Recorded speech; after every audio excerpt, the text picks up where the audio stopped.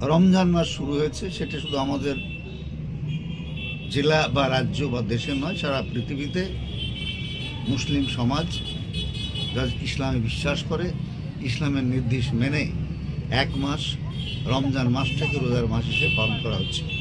তো এই মাসে প্রথমে আমি সমস্ত শহরবাসী, গ্রামবাসী, জেলা এবং রাজ্যবাসীর কাছে এই রমাদানের শুভেচ্ছা এবং মোবারকবাদ জানাচ্ছি।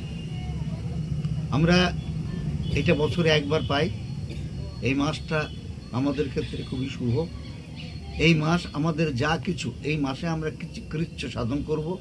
এটা সিয়ামের মাস।